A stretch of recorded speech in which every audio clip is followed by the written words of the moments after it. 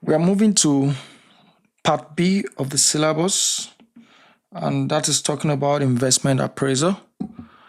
You recall that there are 3 core decisions that a senior financial executive must be able to take. There we're talking about investment decision, financing decision, and dividend policy. So we're taking the first one now, which is the investment decision. And you know what is all about investment decision is you being able to select the right investment for the company, because you want to maximize shareholders' wealth, and at the same time you want to achieve the target, which is the secondary objective, secondary financial objective of every company. Yeah. But before I go into the investment decision itself, it's also good that I emphasize on importance of knowing the linkages between these 3 core decisions. Remember, we said you must be able to make investment decision, financing decision, and dividend policy. So as you move on in the study, you must be able to understand how these 3 decisions can be interlinked. Take, for instance, if you take investment decision, yes, you want to pick the best investment that will maximize return, but at the same time, you have to finance this investment. So financing is needed to be able to do any investment, because if you don't have the fund, you cannot do the investment. Yeah, so, and you must be able to select the right financing, appropriate financing. So, which means your investment can actually determine the type of financing that you should be talking about. And how can investment determine how they should be financed? So what factors do you need to consider? Yeah. How can investment determine the financing? There are factors that you need to consider. The first one is asking yourself, what is the nature of this investment? Because take, for instance, if the investment has to be green investment, which means net zero emission, then you want to match that investment with green fund.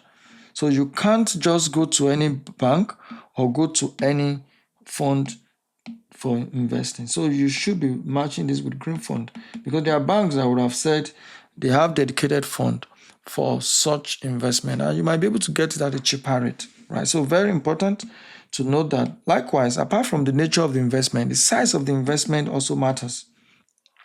Because if you have a small size investment, then no problem, you can finance it internally with retained earnings.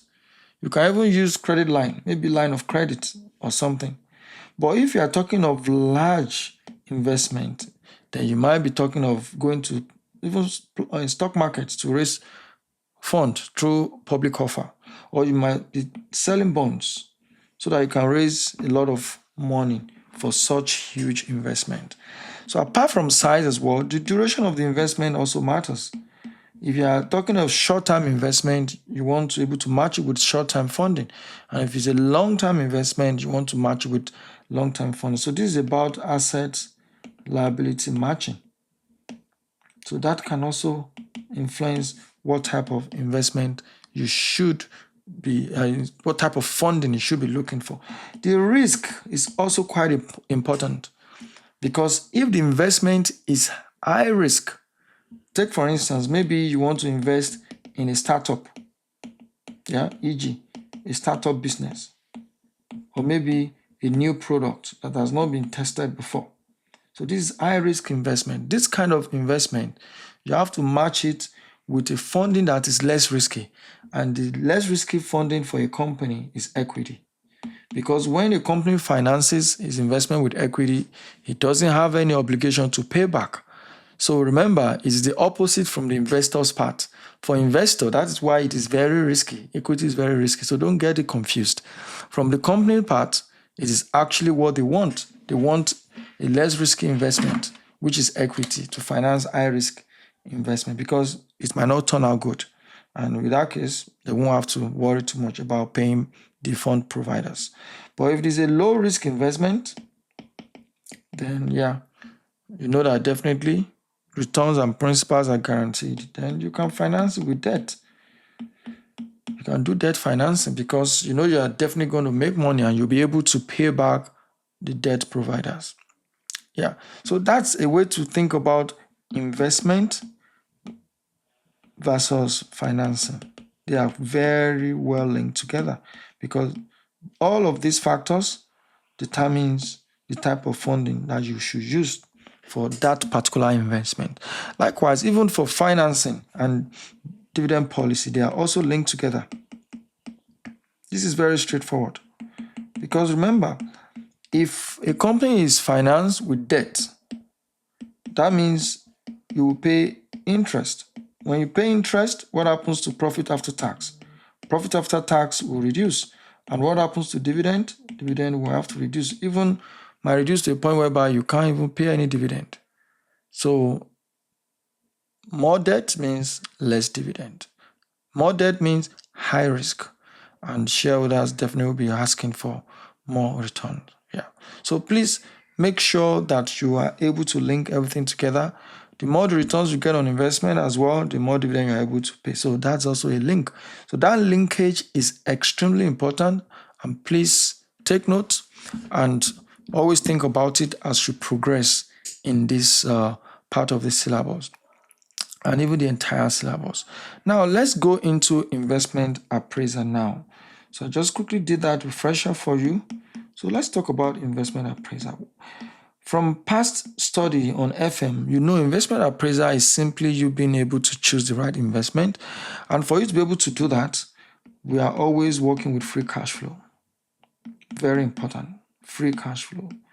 Because your assessment has to be done using those free cash flows. Yeah, what is free cash flow? We're just talking about the cash flow that is available to all providers of capital.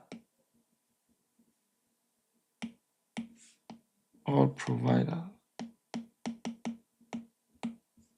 of capital. So we're talking of both equity providers and debt providers. So we're talking about both of them. So all the cash flows are available for them is what we are talking about when we say free cash flow. So simply to put in a formula, we're just talking of your revenue, which is all inflows, minus costs that you're incurring, minus initial outlay, which is what you learned in FM. So that is your free cash flow. But it's good I also mentioned to you because you can see something like free cash flow to equity. Now this is different. Free cash flow is simply all the cash flows minus all the inflows minus all the outflows. But if you hear free cash flow to equity, it is different because now this is only the cash flow that is available to equity provider. This is available to both equity providers and debt providers. But when you say free cash flow to equity, you are talking about the cash flow that is available to equity providers alone. And how do you calculate that? You're just going to deduct your interest expense because it's interest expense that is available to debt provider. So once you take that out from the total free cash flow, then the remaining cash flow is left for the equity providers to share. And that is talking about your shareholders. And I hope that is very clear. Yeah. So now, what are the methods that we have to learn in investment appraisal for this paper? How do we do it? Methods. There are about 5 methods that you have to be very comfortable with. Some of them you've done before in FM, talking about the likes of NPV, IRR, the discounted payback period,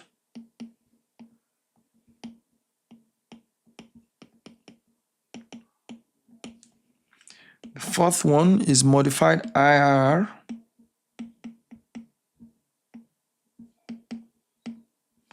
and the last one is duration.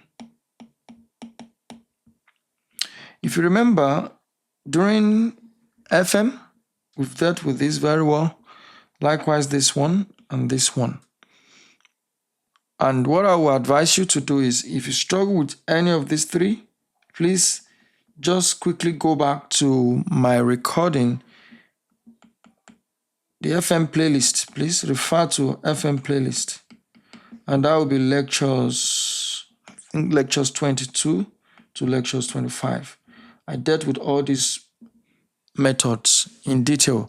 Then after lecture 25, you will still see a lot of practice questions on this NPV, IRR, discounted payback period, lecture 26, 27, 28. So comprehensively, you'll be fine if you go to those lectures. Please make sure that you know it if you have forgotten your NPV, IRR, and discounted payback method.